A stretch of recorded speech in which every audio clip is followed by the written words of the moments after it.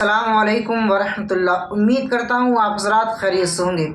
अज़ीज़ साथियों, आज आपके सामने बहुत बड़ी खुशी की बात लेकर हाज़िर हुआ हूँ और वो मुफ्ती सलमान अज़हरी के ताल्लुक़ से है। मुफ्ती सलमान अज़हरी साहब कई महीनों से जेल के अंदर हैं। उन्हें झूठे मुकदमों के अंदर झूठी धाराएं लगाकर उन पर मुकदमा किया गया, पासा एक्ट लगाया गया और उन्हें जेल के अंदर भेज दिया गया। उन्हें तारीख पर तारीख मिलती रही कि इस तारीख को उनकी सुनवाई होगी, इस तारीख को उनकी सुनवाई होगी। यहाँ तक कि 14 अक्टूबर आई, 14 अक्टूबर की तारीख आई, लेकिन 14 अक्टूबर को भी किसी वजह से उनकी सुनवाई ना हो सकी। उस तारीख को बढ़ाकर 18 अक्टूबर कर दिया गया, यानी आज के दिन 18 तारीख है। 18 तारीख को मुफ्ती सलमान अज़हरी साहब के ऊपर से पासा एक्ट हट चुका है। उन्हें उस केस के अंदर ज़मानत मिल चुकी है, रिहाई मिल चुकी है। मुसलमानों के लिए भी बड़ी खुशी की बात है कि मुसलमानों ने जिस तरीके से मुफ्ती सलमान अज़हरी साहब के हक़ में दुआएं की, अल्लाह रब्बुल इज़्ज़त ने उनकी दुआओं को कबूल फरमाया और मुफ्ती सलमान अज़हरी साहब के ऊपर जो पासा एक्ट लगा हुआ था, उनके ऊपर से पासा एक्ट हट चुका है। उनके चाहने वाले हर जगह मौजूद हैं, उनके मानने वाले हर जगह मौजूद हैं और उनके लिए दुआएं कर रहे हैं। चंद दिनों बाद इंशाअल्लाह ताला वो हमारे सामने हाजिर होंगे। अभी जेल के अंदर हैं, रिहाई नहीं हुई है, लेकिन जो पासा एक्ट उन पर लगा हुआ था उसके अंदर उन्हें ज़मानत मिल चुकी है। ये मुसलमानों के लिए बड़ी कामयाबी है। अल्लाह रब्बुल इज़्ज़त मुफ्ती सलमान अज़हरी साहब को जल्द अज जल्द हमारे दरमियान मौजूद अता फ़रमाए और हासिदीन से भी उनकी हिफाजत फरमाए और जितने भी मुसलमान जेलों के अंदर हैं, अल्लाह रब्बुल इज़्ज़त उनको बाइज़्ज़त बरी फरमाए। मुफ्ती सलमान अज़हरी साहब एक संजीदा मिजाज मुबल्लिग हैं। उन्होंने जिस तरीके से खिदमत दीन की, अल्लाह उसके रसूल सल्लल्लाहु अलैहि वसल्लम के परचम को बुलंद किया और मुसलमानों के दिल में अल्लाह उसके रसूल सल्लल्लाहु अलैहि वसल्लम की मोहब्बत को बैठाला। ये मुफ्ती सलमान अज़हरी साहब का उसी का समरा है कि जिस अल्लाह रब्बुल इज़्ज़त ने उन्हें बाइज़्ज़त बरी फरमाए। उन पर झूठे मुकदमे लगाए गए थे, जिस तरीके से उन्हें फंसाने की कोशिश की गई थी, अल्लाह रब्बुल इज़्ज़त ने उनकी चाल को चलने दिया और अल्लाह रब्बुल इज़्ज़त ने अपने बंदे मुफ्ती सलमान अज़हरी साहब को बाइज़्ज़त बरी अता फरमाया। अस्सलामु अलैकुम वरहमतुल्लाह। पाक सल्लल्लाहु ताला अलैहि वसल्लम की जो निस्बत पाक है, ये तुम्हारे फख्र के लिए काफी है, तुम्हारी इज्जतों के लिए काफी है। एक मर्तबा ऐसा हुआ, बुखारी शरीफ की हदीस भी है कि रसूल पाक सल्लल्लाहु ताला अलैहि वसल्लम एक जंग से आने के बाद माले गनीमत जब तकसीम फरमा रहे थे, जो माल होता था वो मुजाहिदीन सहाबा के दरमियान बांटा जाता था।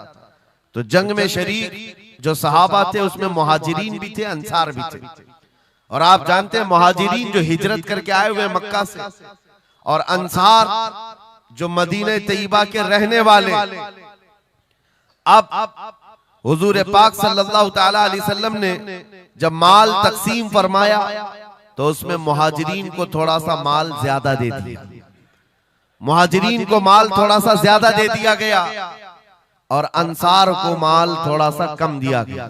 ये बात फैलने लगी और जब हुजूर पाक सल्लल्लाहु ताला अलैहि वसल्लम की बारगाह में ये बात आई कि अंसार के दरमियान ये बात चल रही है कि अल्लाह के नबी सल्लल्लाहु ताला अलैहि वसल्लम ने मुहाजिरीन को थोड़ा सा माल ज्यादा दे दिया है, मुहाजिरीन को थोड़ा सा माल ज्यादा दे दिया है, अपने गांव वालों को ज्यादा माल दे दिया है।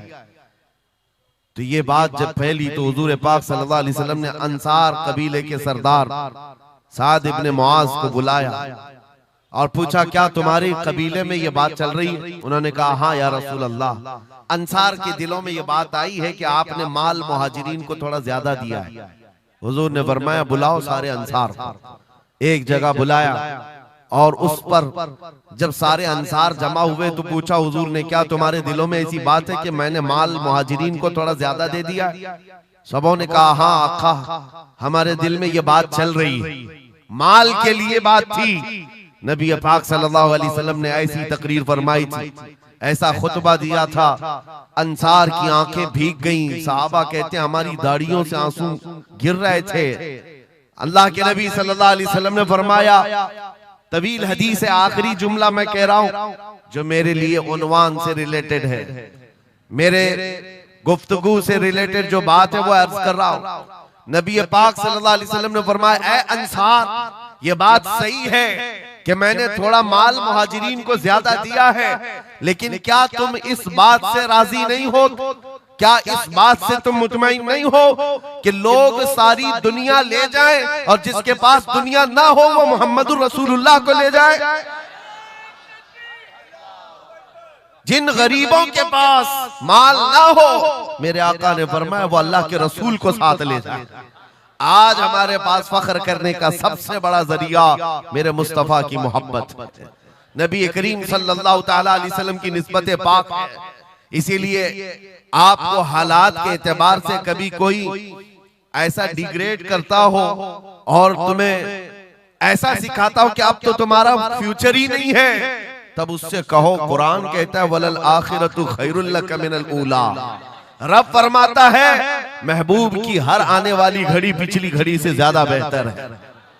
आएगा, अच्छा वक्त भी आएगा।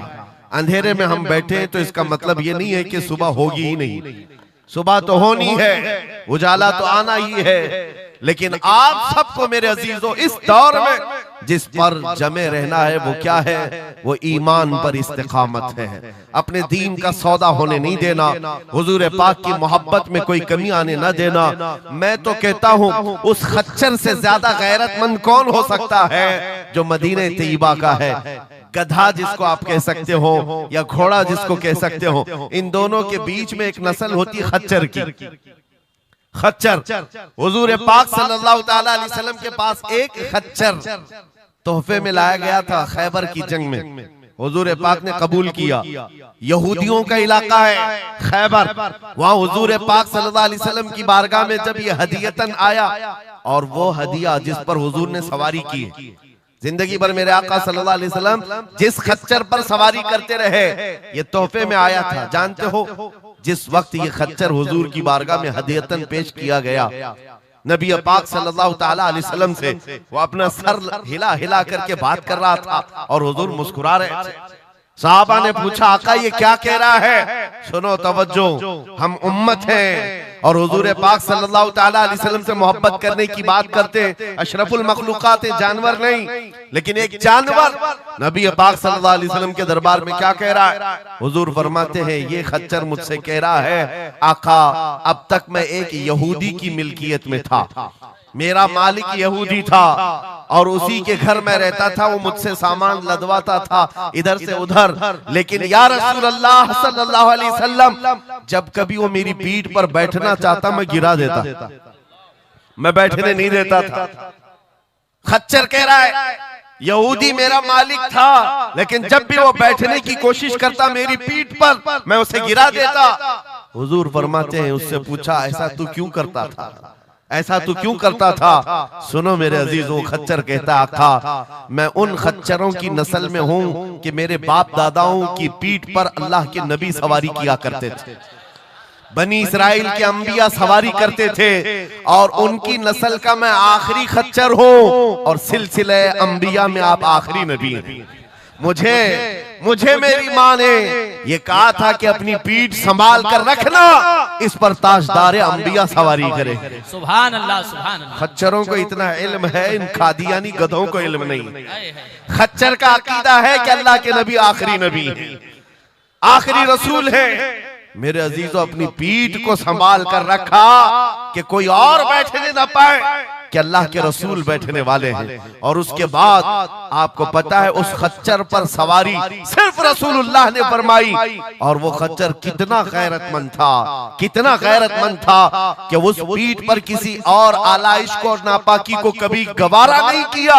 और हद तो ये है, हदीसों में मौजूद है, हुजूर पाक सल्लल्लाहु ताला अलैहि वसल्लम की जब वफात हुई तो ये जिंदा रहा, लेकिन जानते हो सिर्फ 3 दिन के बाद बीर गरस, ये कुआं है जिसमें छलांग लगाकर ये जान दे दी कि अब इसके बाद कोई नहीं बैठेगा जो रसूलुल्लाह की सवारी है।